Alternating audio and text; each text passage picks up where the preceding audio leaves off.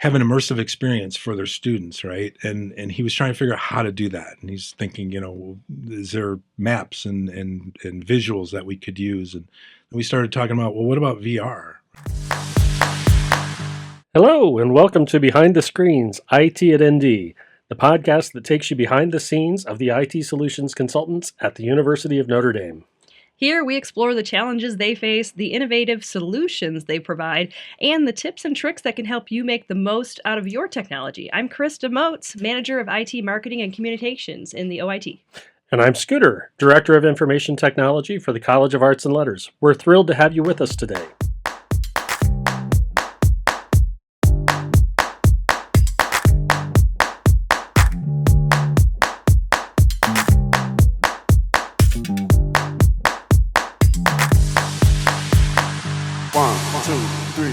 Our guest today is Sergio Cerda, IT Solutions Specialist Team Lead in Enhanced Technology Partnerships, serving as an IT Solutions Consultant for the Keough School of Global Affairs. Welcome, Sergio. Thank you. Thanks for the opportunity. Yeah, wonderful. Hey, before we start, could you tell us a little bit about your current role and the journey that brought you here? How long have you been with the university? How and when did you move into your current role, et cetera? Yeah, so as you said, I'm IT Solutions Specialist Team Lead over at the Keough School of Global Affairs. Moved into that role March 8th of this year, and which is funny because I started with the university March 8th 3 years ago. So it just happened to fall in line, right? That's cool. Congratulations. Yeah, Happy anniversary. This is brand new. Today we're recording. We're 2 weeks away from that. That was great. Right. Yeah. No. I started at the School of Architecture. Had a decent experience over there. It was a lot of break fix, supporting students, faculty, staff, and then saw the opportunity at Keough School. Talked to colleagues and people over there, and here I am. Wonderful. Awesome. So I read in your bio that before joining the University of Notre Dame, you honed your expertise as an IT consultant in the private sector, primarily in the Chicagoland area. And I wonder if you could describe for us some of the similarities and differences that you see between over there in the private sector and your work here at Notre Dame. Yeah. So some of it's the same, right? We're especially with break fix, doing some consulting. When I was in the private sector as a consultant, I wore many hats, right? I was sales and marketing, trying to bring new clients in, overseeing design and implementing technology solutions, responsible for the information security of the clients, data integrity, network installations, break fix support, like I said. And it's nice when I'm here because it was soup to nuts there. Here, we have a network department. We have a great network department. I don't have to do any of that. We have InfoSec, great InfoSec team. And the service desk, right, for help. That allows me to concentrate on what I love to do and what I'm good at. Yeah, so from our conversation the other day, it did sound like coming into Notre Dame, it was definitely kind of different than working back over there. Oh yeah, for sure. It's a different change coming from the private sector to here, but it was a good change, right? Yeah. I know this is what I wanted to do, right? I have 25 years of technology consulting support, and COVID hit, and I was like, you know what? I'm burnt out, tired. Took a year off. I was blessed to take a year off and had the encouragement of my beautiful wife. And she said, what are you going to do after a year? You got to get back to work. No. I joke, but I want to do something that for an organization that did something for the world, right? And since I lived out here in South Bend, Notre Dame was obviously the first choice, and the mission and values of Notre Dame fit me. I want to do something. I go by the Ikigai principles. I don't know if you're familiar with it. Do what you love, do what you're good at, do something good for the world, and get rewarded for it. And rewarded doesn't have to be financially, right? Yeah. Right. So, of course, we're all at Notre Dame. Yeah. But yeah, so yeah, there I am. Here I am. That's awesome. Yeah, I definitely share that sentiment for sure. Just like the being able to be here feels like you're part of something bigger, and it feels like you're very well supported in your endeavors. And yeah, I did a brief stint in the private sector and had some good gigs and whatever else, but it's definitely different when you're somewhere that's mission driven instead of bottom line driven. Yeah, exactly. And that's where I was getting burnt out, right? The corporate, everybody wants everything now, and it's just, and it's greed and it's selfishness. And it's not like that everywhere, but some of my experience over the years was that, and just got burnt out. I was on autopilot. Yeah. So tell us a little bit more about your team where you've landed in Keough. Like who's there, who's doing what, how do you divide up the work? Yeah, so we have a great team. It's myself as the team lead, and then we have Andre Radisep, who's an IT solutions specialist. He's been with the university for 26 years, I think. Wow. Andre, if I have that wrong, it might be 27. I know it was 25 recently. So great wealth of knowledge, right? And he's helped me tremendously in Keough because he's been with Keough since essentially the start, right, of Keough. And then we have Tim Checkley, who's our AV specialist. And we are very lucky to have a full-time dedicated AV person. There's a ton of events that go on.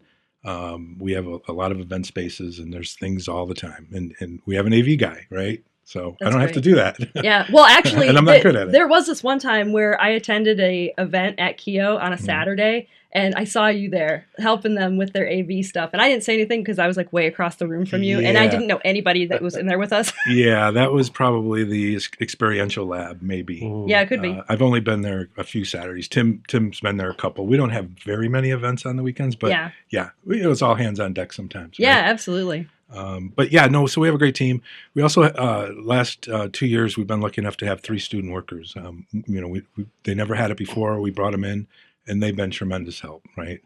And they're people not associated with, or students not associated with global affairs. We had some engineering students and some computer science students. So it was good for them to be there, get some experience. We're hoping to retain a couple of them. One's a grad student, he's graduating, so hopefully. I always think it's fun to see those connections across the colleges, moving from like you said, having engineering students that are coming in to see what Keough is doing. Right. Similarly, when we hire students in Alco, we tend to look in the college, but we also look from outside. We end up with a lot of engineering students applying for things too. And I think that's a real benefit to their education and absolutely. To our own support groups to see those different perspectives come in. For sure. Yeah, definitely. Yeah, excellent. So can you tell us a little bit more about this team lead position? I don't think we have terribly many of them on campus, so our listeners might not be familiar with it. What are the bonus responsibilities you get by being a team lead? More work, more responsibility. Right. But so one of the reasons I was brought in, or when I interviewed with Keough, they wanted a team-centric team, right? They had the previous people there, they had them different parts of the building, handling different areas of Keough, the different institutes and that. And they were looking for somebody to kind of bring it together, right? So I was lucky enough to be hired, and that's kind of the focus I took, have a team-centric approach. Everybody was spread out. We're now in one place. So recognizing that, the success I've had, they decided to move me in team lead position, right? Which does give me a little bit less in the weeds, but some strategic leadership, lead initiatives that improve IT services, the security and branding schedules that we're putting together there, drive innovations. I think we've got technologies like AI cameras and AI projects going on, focusing on our and strengthening our processes and operational efficiencies, mentoring the team members, right? Especially the students. But even within our team, and to be honest, they do as much mentoring of me than I do of them as well. But and making sure the goals align with the school's strategic initiatives, managing the relationships with the centers and institutes, which is huge, just to have that relationship. And I want to, part of the position is to build relationships across campus as well, kind of bridge the OIT, be an advocate for the OIT for our school. Yeah, so speaking of which, we've got Help Desk Dispatch Pilot in our show notes. Do you want to talk a little bit about that? Yeah, so that's a fun one. Fairly early on at the university, I was really frustrated by the amount of break fix there was, right? It came in to be a technology solutions consultant, and yes, I understand there's a degree of break fix that's going to be done. There's always going to be that but we were doing the majority of it at architecture. And then when I went to Keough, there was heavily in break fix, and we're always in crisis mode, it seems like. And people that know me, I'm a fairly vocal guy. I don't necessarily complain about it, but I will talk about it. It's always good to give observations when you see them, right? Yeah. And constructive feedback, yeah, right? I'm just saying what I see. Right. And the supervisor at the time, Mike Voss, poor Mike Voss, he had to hear me all the time. But he I think he was involved. I know Andy was involved, Chris Gillis was involved, maybe some other people, to create this idea of a dispatch team, right? That the different enhanced technology partnerships could lean on. And Mike approached us and said, "Hey, they're floating this idea around. We're coming up with what it's going to look like. Would you guys be interested in piloting that?" And I jumped all over that, and Andre was like, "Yes," and Tim was good with it too. They don't do a lot of AV because it's more specialized, but yeah, we were all on board with it, and we use them for first line support. And for dispatch, they do a lot of CWP installs. We're still using them. I think the pilot was fairly successful. We did go through, some aches and pains here, just figuring out where we shouldn't leverage them. Right, event support was one of those. We were hoping to use them for some event support, but we found that our users really weren't comfortable, and their knowledge was limited on AV support. So we brought that back in house, but they do everything else: Okta resets, Adobe logins. Just as the tickets come in, if our users don't contact the support desk first, they'll send us an email which generates a ticket, and we'll look at it and decide, okay, this is a or a service desk ticket. And so I think the pilot went pretty good because we're still using it, and I see other areas are using it. I don't know how many, but it seems to be successful. Hopefully everybody. I think your team uses it sometimes. Yes. Yeah, absolutely. Yeah. Service desk serves as our first level support altogether. Right. Good. Yeah, it's a great partnership. So tell us a little bit. It's really easy for us to say the Keough School of Global Affairs and to make that sound like one solid entity, but that's not the reality of it, is it? Can you tell us a little bit of how the Keough School is composed? Yeah, it is not. It's a school made up of obviously the dean's office. Well, maybe it's not obvious, but the dean's office, and then we have nine different institutes and centers, right? And the mission of the school is basically to address the world's most pressing problems, right? Complex global challenges, sustainability, environmental justice, poverty, inequality, democracy, governance, violence, and peace, and other things as well. It's a little bit of a challenge with the different institutes operating somewhat independently, but as part of the school, right? They have a lot of similar needs, but then the challenges come when they have needs that don't quite align with some of the other schools. And when I say that, that's how they were doing it, right? We're trying to centralize some things, some software. People were using Trello and Monday and Asana, and Salesforce or ClickUp or all these tools that we're just across the board. And so we're trying to gather it and rein it all in, see what the best product would be, and make some suggestions. We're not, we can't make them use anything, and we don't want to do that, but we can at least bring our expertise, look at what the problem is, or what they're using it for, and come up with a solution. So yeah. So what is IT consultancy like over there in the Keough schools, plural? What is it like? As you move to break fix, as you shed that, what remains? Right. So there's a little bit of break fix, right? But we're moving away from it. The break fix part, we're more doing that in terms of escalated problems or problems that are unique to the school, Keough School. Things like Max QDA, right? We use it. Help desk doesn't really, or support desk. Wow, I keep doing that. They're going to kill me. Service desk. Service desk doesn't really support that. Yeah.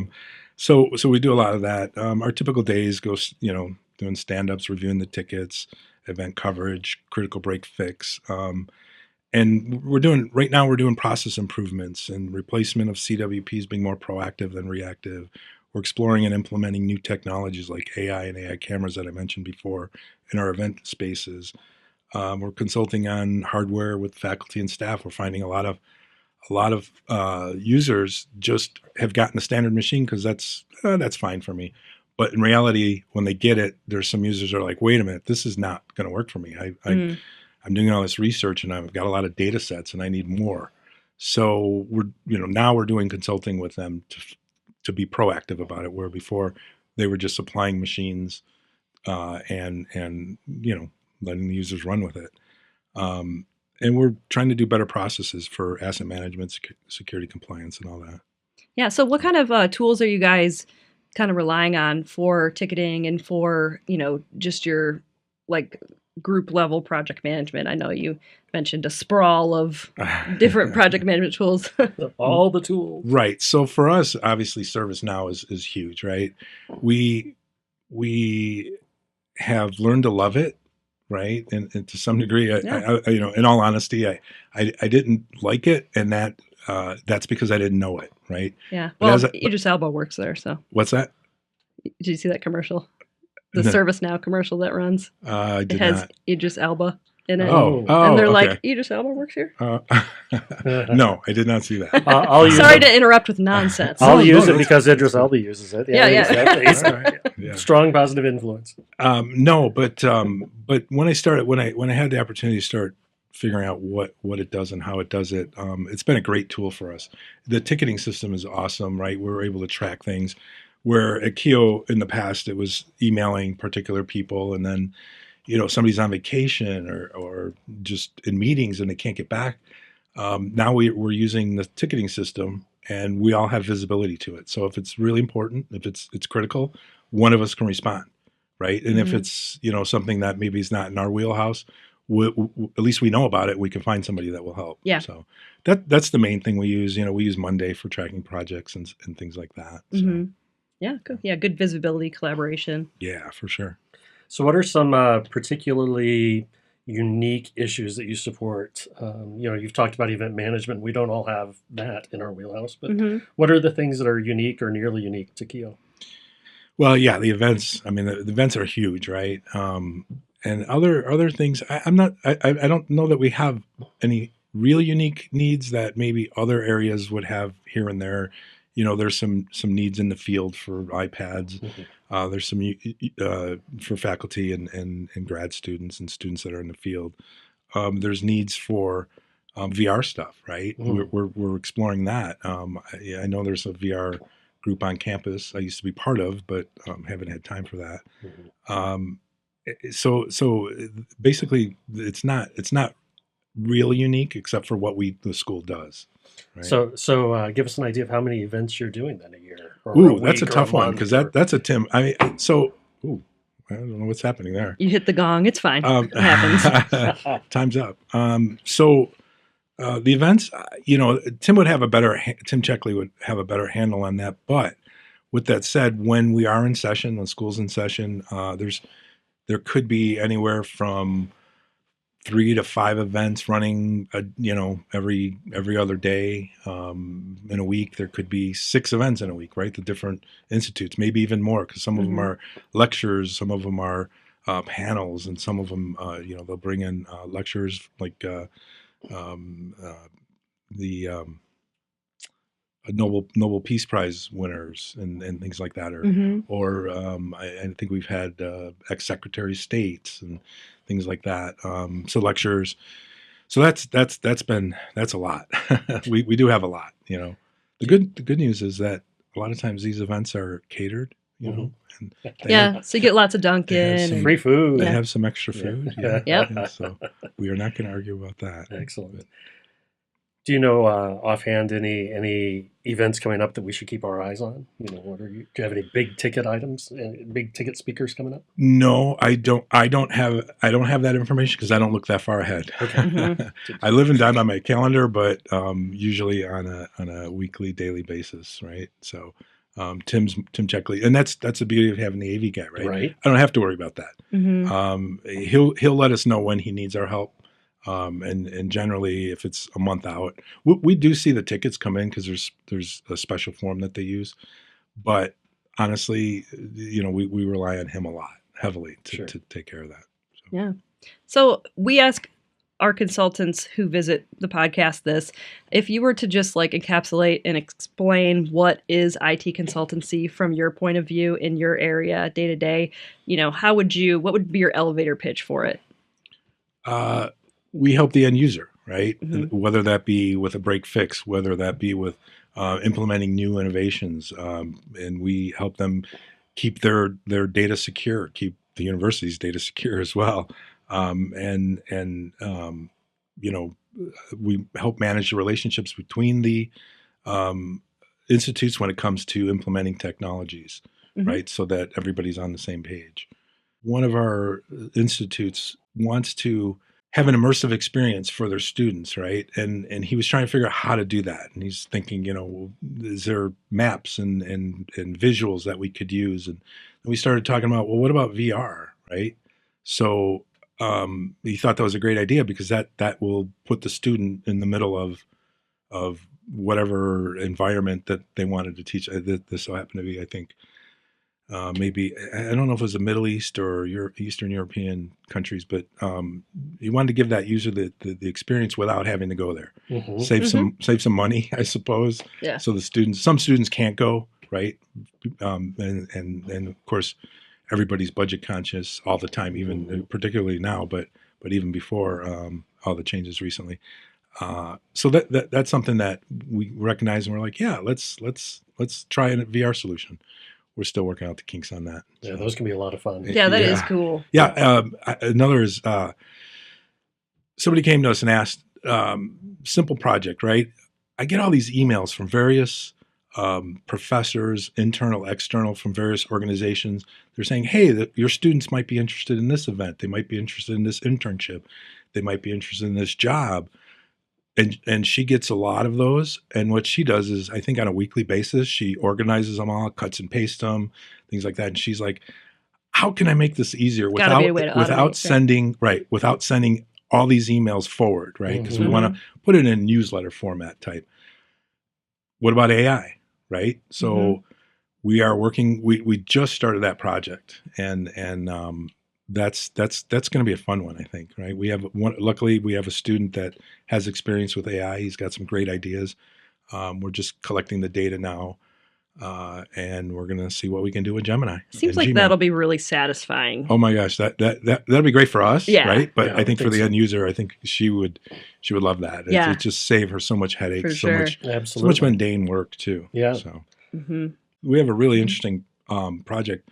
One of our areas is called an iLab, right? And they help organizations address complex social challenges through innovative global development practices, right? They have a semester. They're grad students. They have a semester. Then in one summer they go out in the field. They'll pick an area, and they'll go out and study that area, study the problems, and come up with solutions, right? Here's what can happen to help. They've been doing that for a while, and to help the students build their data, we're developing an AI digital assistant, so to speak, that aims to streamline the student access to the past project documentation. There's certain documentation that has to happen. They present this to whatever group they're going to help, right? So it provides them interactive support and research analysis. Brandon Rich's team is helping on that. They're actually leading it. We're involved in it, probably more of an observation right now, but assisting where needed. That's a real interesting project we got going on. They call it, I think the person who runs that, Alan, he calls it the second brain, right? Allowing the students to offer contextual search, real-time responses, learning path guidance, and ultimately it'll enhance the student efficiency and learning experience. That's cool. So that is very cool. That's a really cool one. Yeah. I like that. So Sergio, this is kind of going to put you on the spot in a little bit of a way, right? Can you think of a time where you came into an experience as a consultant or team lead even, and it was just totally humbling. And it's like, maybe like a scenario where it's like, oh, I think I got this, I know what to do, and you walk in and it's like, nope, humbled by the end user or humbled by the tech or whatever it might be. Yeah, I mean, honestly, for me, it would be things involving AV. Mm-hmm. I mean, nothing in particular, just some of the AV spaces, especially when I was new to Keough, because I was not used to handling any AV, and Tim Checkley's, handling something else, and we get a call from the somebody and says, "Hey, the dean's running a meeting, and the owl's not working." And or the restaurant panel's not working, and I go in there and I'm fumbling around. I'm like, I'm not an expert at this, but let's see what we can do. And when I fail at getting it done, give me just a minute. Let me step out, see if I can get Tim, and that's what we did. So I'm learning. I've learned it much better now, but that's pretty humbling, because I thought, I'll just go in there and reboot it, right, and it'll work. And nope, didn't work. So, and then you're in front of the dean plus other people. And, mm-hmm. That was with our old dean. So luckily, he's gone. But that is the advantage of having a team of specialists. Like Absolutely. That is, people know their spots. But yeah, and we're pretty good at, especially when we help the user. We're honest. We just tell them, look, this is a little bit beyond what we know, but let us poke around. I actually happened to be helping architecture the other day, and there was something I didn't know. And the user, there was a student, and I said, well, let's take a look. Just looked around, and just with our experience, we kind of know where to look. Changed a couple of things, and it worked. And she thought we were great, and it was actually really simple. Just took a little bit of time to figure out. So Sergio, I think we all face the challenge across campus of how we communicate with our faculty and staff. How do you keep your constituents up to date on the goings on in OIT, the goings on in your offices? Just how do you stay in front of everybody? Well, we kind of put together this Keough IT for communications, and we send out, it's not necessarily a newsletter, but it's kind of the upcoming things, the password changes that are happening, the two-factor authentication that's happening, when they needed to re-enroll and brand. We're letting them know what's going on, right? Yeah. And we try to help, and actually I've kind of borrowed some things from Sarah Harris over at Maine. She does a great change management thing, and I've borrowed some things that she's put together, and we've used them as well, modified them a little bit, but use them. So that's awesome. So yeah, nice little digest, little rundown for folks to check out. Very cool. And I think that's one of the we've got a lot of positive feedback, that we're more engaged now, right, than just hiding in the corner and hiding in our cubicle or office, and then just reacting when we need to react. We're more proactive. Yeah. And we try to be visible within the school. Mm-hmm. We attend faculty meetings just as an observer and to be visible. And a lot of times faculty will come up, hey, since you're here, and then go into it, right? Yeah. We'll walk around the building and just, especially me in the team lead role now, I want to be out there, right? So I'm just, if somebody looks like they have time and they're not super busy, hey, how's it going? Just stopping by, and, or just walking by, they see me and, hey, I got a question. Right. Yeah, that goes a long way. And I love that you guys are, utilizing sort of that like open communication to echo messages from the OIT. Right. That's very helpful. Thank you. We're always trying to support, things that are coming down the pipeline. I like the password thing, for example, right? Mm-hmm. We knew the email was coming out, so we just proactively reached out and said, hey, look, this is happening, mm-hmm. right? Passwords are going to expire at April 9th. You might want to think about doing it sooner. Last thing you need if you're a faculty member is to get ready to start a Zoom with Mayor Pete, right? We had him a couple weeks ago. You ready to start a Zoom with him, and then you have to change your password. So now you're sweating. Trouble. Right? Yeah. So our users react pretty good to it, and they listen for the most part. That's terrific. So, yeah, that's great. Yeah.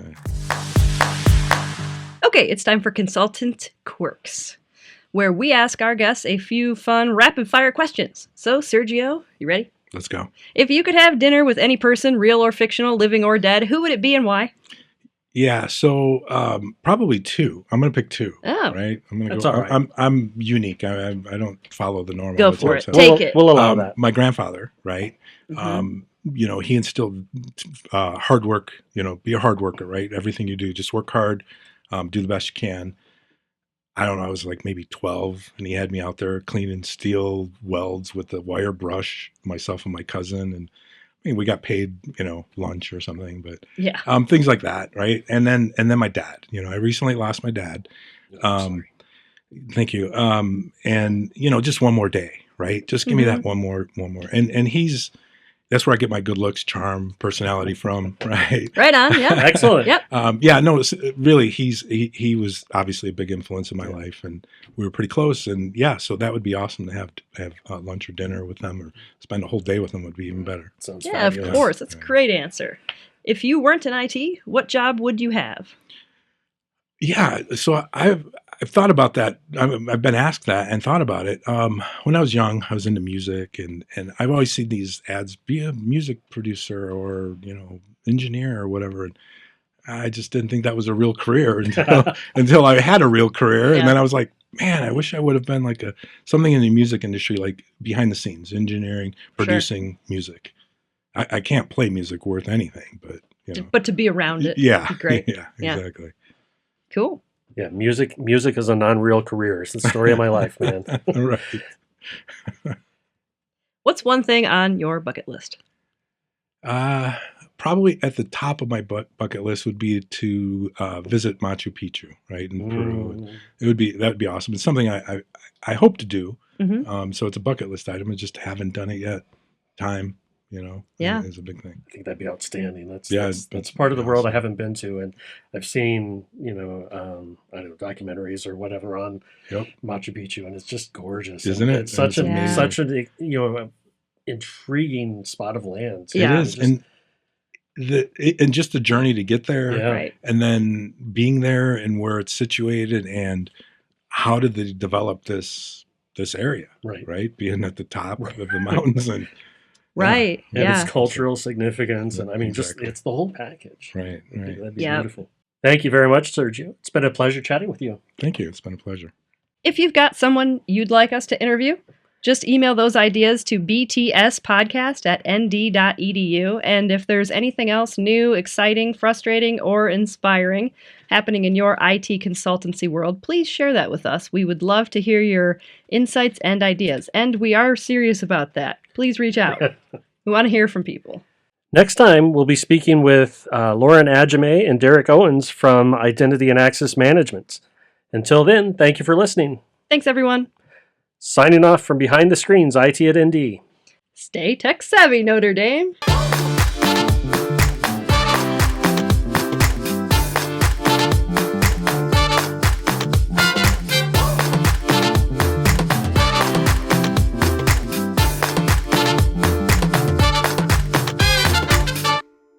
Stay tech. Blah, blah, blah.